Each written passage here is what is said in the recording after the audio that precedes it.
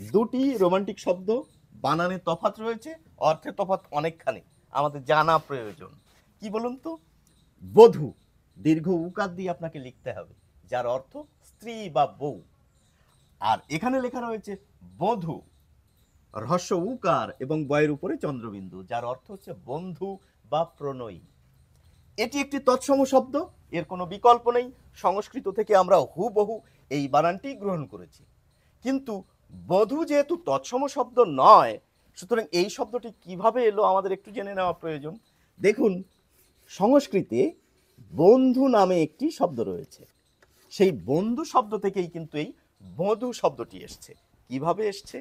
এই ন, দন্ত ন, এটি হচ্ছে একটি কি, এটি হচ্ছে একটি নাসিক্য বর্ণ। এই নাসিক্য বর্ণ নটি বাদ গিয়ে এই আগের বর্ণের উপরে একটি চন্দ্রবিন্দু এসে যায়। দেখুন, বন্ধু থেকে এভাবেই কিন্তু এসেছে বধূ। সুতরাং আমরা গুলিয়ে ফেলবো না, ওগো বধূ সুন্দরী যখন বলবো তখন কিন্তু দীর্ঘ উকার যুক্ত শব্দটি ব্যবহার করব। আর পরাণ বধূ যখন বলতে চাইব তখন কিন্তু আমরা চন্দ্রবিন্দু যুক্ত হ্রস্ব উকার যুক্ত শব্দটি ব্যবহার করব।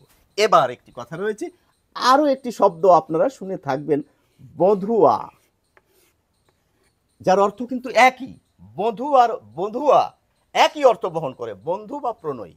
সুতরাং গান কবিতায় শুধু বধূ শব্দটি ব্যবহার আমরা দেখি তা নয়, বধুয়া শব্দটিরও ব্যবহার দেখি। আপনাদের কাছে একটি প্রার্থনা, কি কি গানে আপনারা বধূ বা বধুয়া শব্দটি শুনেছেন মন্তব্যে একটু লিখে জানান, আমরা আনন্দ পাই।